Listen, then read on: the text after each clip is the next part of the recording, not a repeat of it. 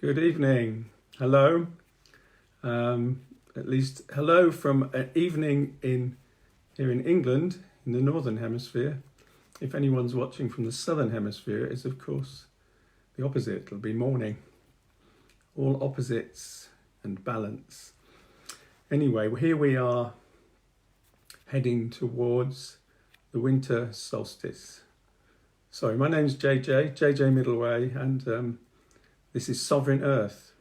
All the things that, in my estimation, contribute towards helping make the Earth more understood, a more reverential attitude and relationship to the Earth, so that it becomes sacred in our culture again.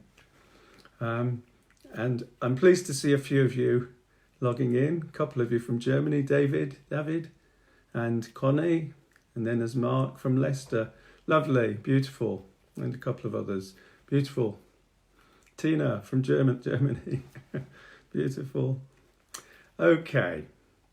So I happened to notice yesterday evening that I'm not normally able to see Facebook at that time, but Philip Cargum did a broadcaster for his Tea with the Druid. Dear friend of mine, part of the same order, and he looked at the winter solstice as well. Here's another look at it from a different angle, but this is what I was going to do already. So it's Helinda from Portugal, Harriet, Nifra Sams. I don't know where you are, Harriet, but welcome. Are you in the States? I've got a feeling. Anyway, wherever you are, welcome and blessings. So here's a song just to settle us in. Liz Harris from Scotland. Welcome.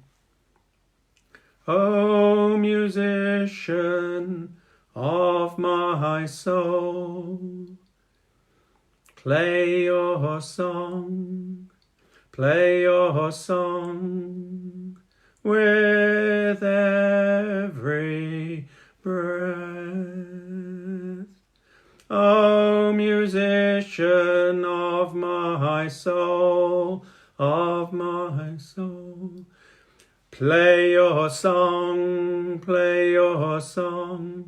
with every breath. Now that's a chant from, I think it might be the Sufi tradition. The words may be Rumi or similar. There's something in it about quieting. Yeah, play your song with every breath, and the breath stilling. And as we come towards midwinter, a few days away now, this stillness comes in, deep stillness for us in the Northern Hemisphere at least. In the Southern Hemisphere, they're moving towards the height of the sun and midsummer. And I welcome a couple of others, Melanie from California and Lydia. Yeah. Now, where I live, in the Slad Valley near Stroud, it's quite steep hill. I'm fortunate to be facing southeast, not quite south, pretty southerly aspect. And in the summer, I get full sun for much of the day. And then the sun declines, and at this time of year, because I'm in the valley down towards the stream at the bottom below my house, the sun is probably present for about 3 hours a day. It comes across the horizon for 3 hours a day, low in the sky. So I'm very aware of where the sun is in relation to the house, and when I'm out, it's obviously much diminished, and we all feel the depth of this time and the need to almost go. Hibernatory is the word, isn't it? Hibernation. We feel like hibernating. I just want to use a couple of tools actually to help illustrate what I've come to understand of the solstice over the years, and I use these sometimes in ceremony just to help connect with what's going on. Welcome, Geno from Tuscany in Italy. So, if one imagines, if you imagine this as the Earth, this is my trusty. This is Fleur's singing bowl actually. Isn't it beautiful? That's a lovely sound for this time of year too. So I'm going to use it as an aid to explaining something about the solstice. So if one imagines this is the globe, and then somewhere up here, as I'm looking at it, it might be here. Britain would be here and Europe over here. Maybe everything's reversed because of the camera, I'm not sure, but this is the northern hemisphere. We're up here somewhere. And so imagine, here's the center line, this is the equator, and this is the equinox. So let's take spring equinox, and the sun rises due east and sets due west. The next day it's a tiny fraction more towards the northeast, sets slightly more to the northwest, and over the course from the equinox moving towards summer solstice, because you can see the sun's coming up towards us. It goes further and further each day. Each day it comes up. Let me mark it. If you imagine that's the sun on the horizon, each day as we observe it, it's the sun's width as it appears to the naked eye, each day further north. So each day, tiny bit further, until we come to the summer solstice, and when it's up here somewhere, and it stands still. That's what solstice means. Sol is sun, and stis is still. And then summer solstice is past, and it makes its journey back southwards away from us till it gets to the equinox. Rises in the east, sets in the west. This is the autumn equinox, and then it heads south away from us. So here's the light half of the year for us, and this is the dark half of the year. So from the autumn equinox onwards, it's heading south towards the southern continents. So gradually, a little bit each day, it heads south until here we are now. Here's the sun, almost at its furthest point south. It's got another 5 days to go. The solstice here will be on Sunday morning at 4:19, I think. Yeah, it's a point. That's a technical point, but that's the precise time. It's coming up, a few days away. Anyway, there it is, and that helps maybe show the sun's a long way from us at this time, but it will turn and start coming back. And this was so vital to our ancestors, and it's to us too. So here's another tool I want to use to help explain the solstice.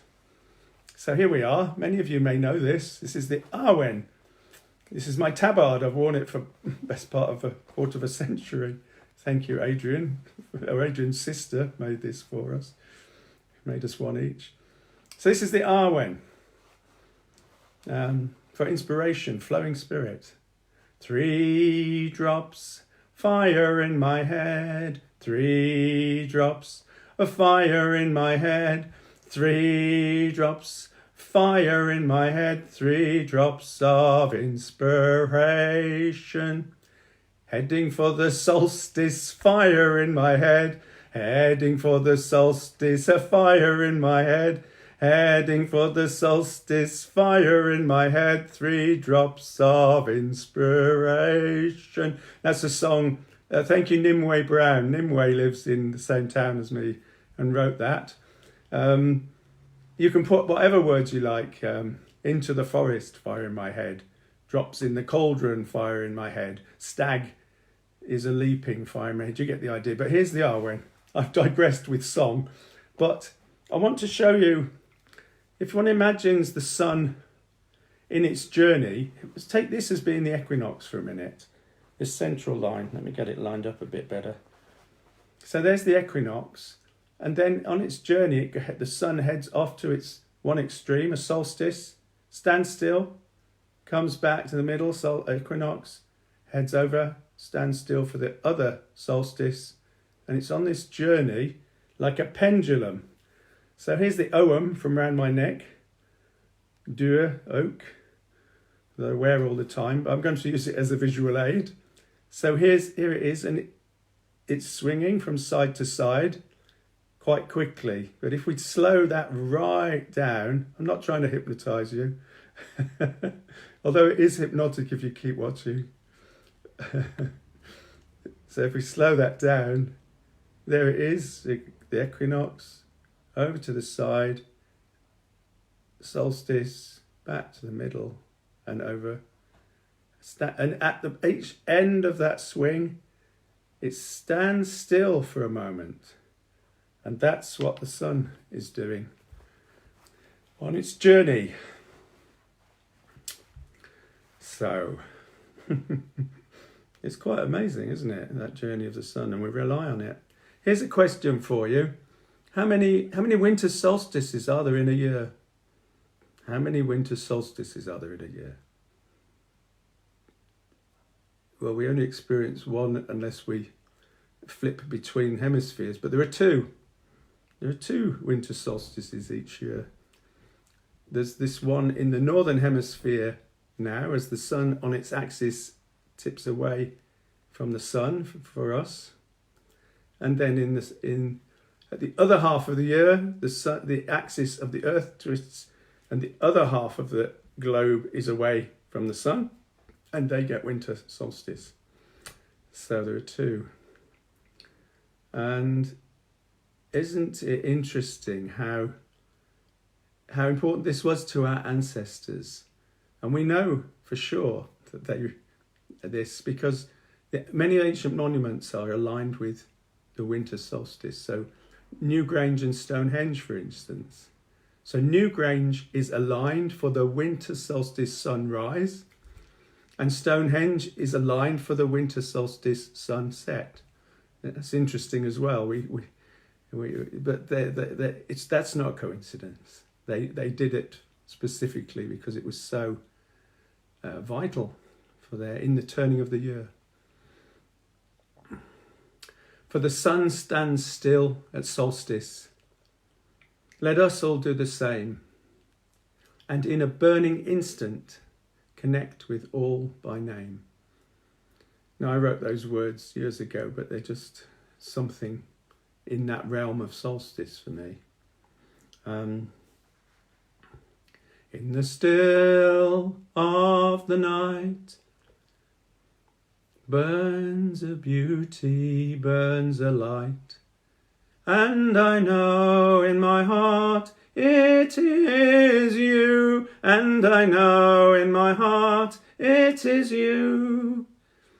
In the still of the night, burns a beauty, burns a light, and I know in my heart it is you, and I know in my heart it is you. So what I'd like to do in a moment, but it's just, I said that the ancients all found, to the ancients this time of year was precious. Now, the solstice is on the 21st or 22nd. This year it's on the 22nd. And to the naked eye, when it's at that far point and it stands still, although the point of the solstice is an actual point, to the naked eye, look, the sun stands still for 3 days before it turns. So those 3 days take us from the 21st or the 22nd to the 24th or the 25th, Christmas. Now it's a significant time. It's interesting that as far as I'm aware, and I have it on good authority of Ronald Hutton, my dear friend, professor of history at Bristol, the Christians used to celebrate Jesus' birth in February. I'm not sure what century it was. It might have been around the 4th century. They moved it to this time, and pretty sure that the strength of the old ways was such that they kind of felt if you can't beat them, join them, and took advantage of this very powerful time. And it doesn't matter whether you spell sun S-U-N or S-O-N, son of God or son of goddess or whatever, son of the Great Mother. This is the beautiful time of year of stillness. Modre Nicht in the old language. Modre Nicht, Mother Night. And out of Mother Night, the Mabon, the child, the sun child, is reborn. Modrinicht. I love that. So, out of this darkest of times, is the light is reborn, just like the candle behind me. Candle's very significant at this time, solstice, and in our ceremonies we celebrate the new light. And it wasn't just a couple of glimpses of other traditions. Yule, we have the word Yule, Scandinavian or Germanic or whatever, but it's the old Anglo-Saxon. There's one derivation. It's possibly from the old word Yule, I-U-L, Yule meaning wheel, and that would make a lot of sense because it's the wheel of the year, the wheel of the turning wheel. And I think in Iran they celebrate Yalta night, where they go to the home of the eldest person and they celebrate with food and wine, or food and drink and poetry. And that reminds me of what our Druid Grove does. We get together similarly now and again in a similar fashion at that time. There's Sol Invictus, is it? Yes, the unconquered sun. The Romans celebrated before, in pre-Christian times, the unconquered sun, and which was derived by all accounts from a Syrian way of celebrating that time. So all these, there's many more. We get the idea. This is such a vital, beautiful time. So to get a glimpse of just to dwell within that a little, I'd like us to just come into stillness, closing the eyes, just deepening the breath, closing your eyes, deepening the breath.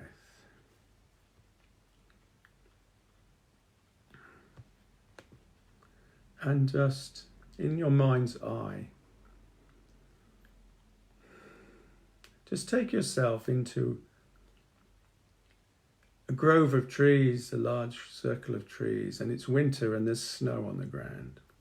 A few inches, a good covering of snow. And it's because of that, it's quieter. Things are stiller. The snow acts as a muffle and as a sound absorber, and it creates a very peaceful energy.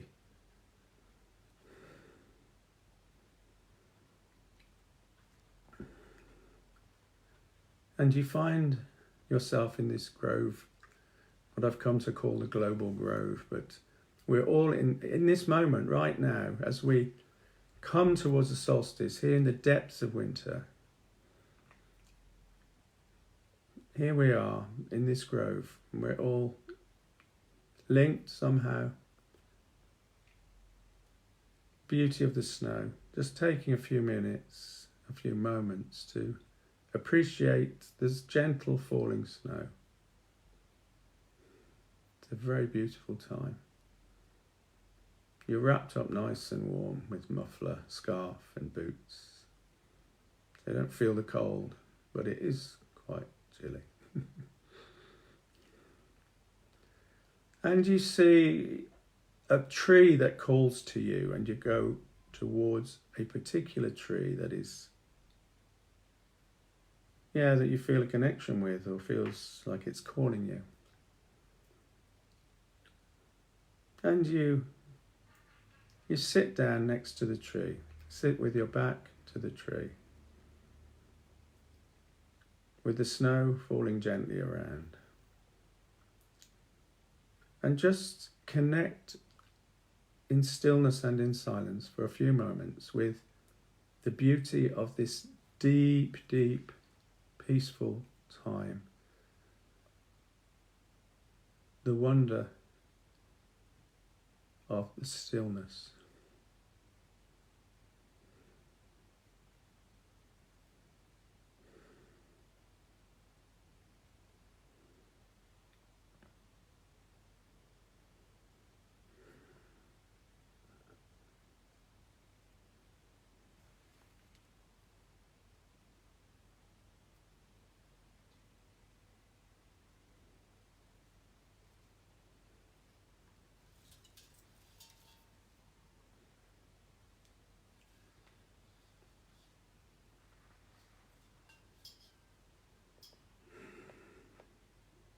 the beauty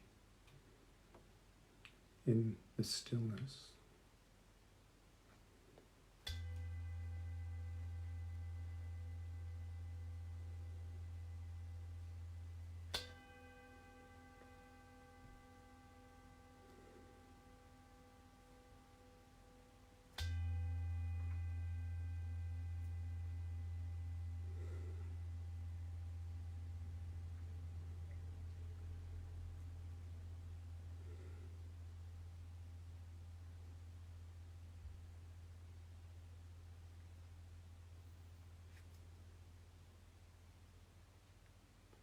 And then standing up and giving thanks and gratitude and making your way to the side of your grove and just giving a gentle bow and giving gratitude and thanks and coming back into this space, coming back into your seat, into your chair, and just really feeling the peace, the glow as I'm experiencing it, the peace and wonder of this time. So a few reflections, thoughts, and the odd song. Just, getting us in tune and making us ready for, putting us in the right spirit, as I would say, for appreciating this time.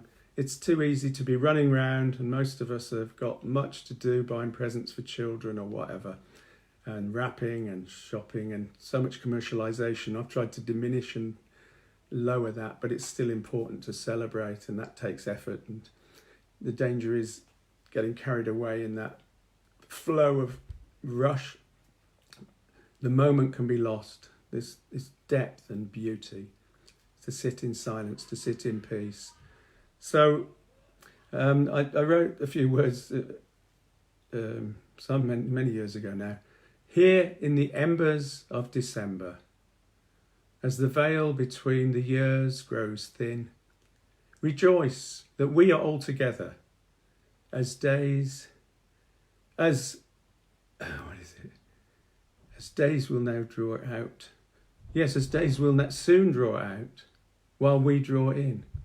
Here in the embers of December, as the veil between the years grows thin, rejoice that we are all together, as days will soon draw out, while we draw in. Have a beautiful and peaceful solstice, and be blessed in whatever way is right for you. Next week will be past the solstice, but not quite Christmas. See you then, maybe. Lots of love. Bye.